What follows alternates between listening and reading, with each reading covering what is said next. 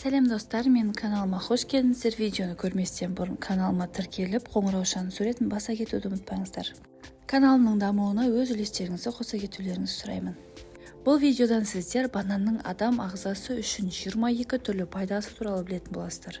Қызықты ақпараттарды жіберіп алмас үшін видеоны соңына дейін көріңіздер. Жеміс-жидек құрамында адам ағзасына пайдалы дәрумендер көп. Солардың ішінде бананның 22 түрлі пайдасына тоқтала кетейін. Бірінші пайдасы, банан депрессиямен күресуде көмектеседі. Оның құрамында триптофан заты бар. Бұл триптофананың қуаныш гормоны серотонин синтезделеді. Сондықтан бір банан жеп көңіл күйді айтарлықтай жақсартуға болады екен. Банан әлемдегі аллергия тудырмайтын жалғыз ғана жеміс. Тіпті жас нәрестелерде де бананнан ешқандай гиперсезімталдық, яғни аллергия көріністерін бермейді. Үшінші пайдасы, сүйектерді қатайтады. Бананның арқасында ағзадағы кальций жиналып тұрады. Қалыпты жағдайда ағзадан кальций сынды пайдалы минералдар зәрмен сыртқа шығып кетіп отырады. Ал банан әсерінен керісінше кальций жиналып, сүйектерді қатайтуға қатысады. Бұл әсіресе кофе ұнататын адамдардың пайдалы. Себебі біле білсеңіз, кофе керісінше ағзадан кальцийді шығаруына септігін тигізеді. Төртінші пайдасы, ішек микрофлорасын жақсартады. Банан құрамындағы ферменттер арқасында ағзаға тағаммен түскен пайдалы заттар әдеттегіден қарағанда жылдамырақ сіңіріледі. Бесінші пайдасы, іш қату. Іш қатуы бар адамдар үшін банан өте пайдалы жеміс. Әрдайым банан жеу іш қатудың мықты қорғанышы болып табылады. Алтыншы пайдасы, банан асқазандағы изжога секілді жағымсыз жағдайдан құтылуға да бірден-бір себеп.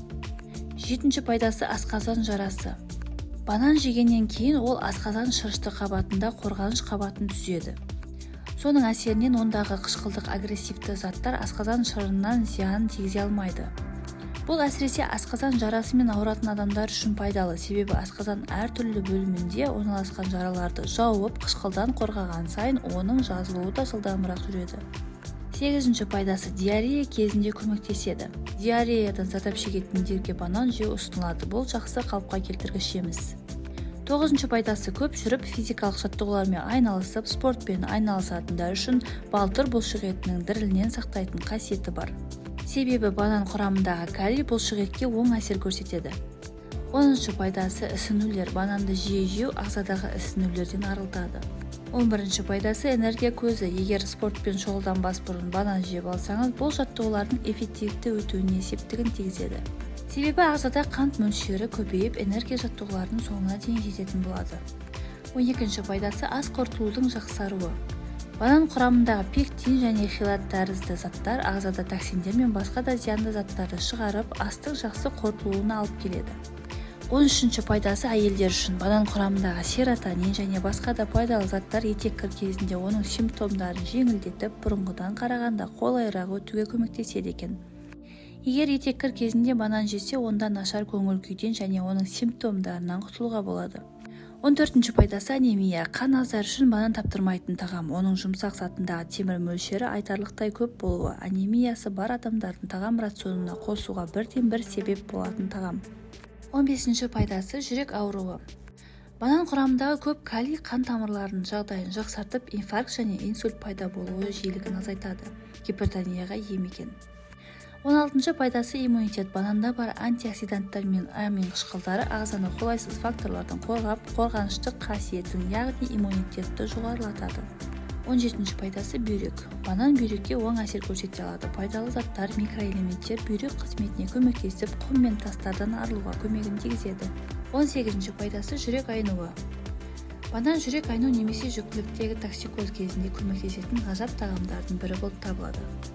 19-ші пайдасы, жәндіктер шаққандағы қышу. Банан қабығы жәндіктер шаққаннан кейін пайда болатын қышуға жақсы көмектеседі. Қабығын ішкі жағынан шаққан жерге біраз уақыт қойса, нәтижесі бірден байқалады. 20-ші пайдасы, ыстықтан қорғаныш. Банан дене температурасын қажет кезде төмендету қабілеті бар. Бұл әсіресе күн ыстық кезде немесе қызба кезінде аса пайдалы. 21-ші пайдасы, шылым шегуді қою. Никотинді тәуелділіктен құтылып келе жатқан адам үшін банан жеу пайдалы. Көп мөлшердегі дәрумендер калий, магний ағзадағы қалып қойған никотинді шығарып, темекісіз өмірге жылдам үйренуге алып келеді. 22-ші пайдасы, ақыл-ой қызметін жақсарту. Жоғарғы мөлшердегі калий адамды жаңа ақпарат алып, танып білу жағына қолайлы жағдай жасайды.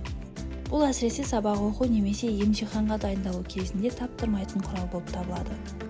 Видеодағы ақпараттар сізге пайдалы болған болса, достарыңызбен бөлісіп, лайк басып, комментарий жаза кетуді ұмытпаңыздар.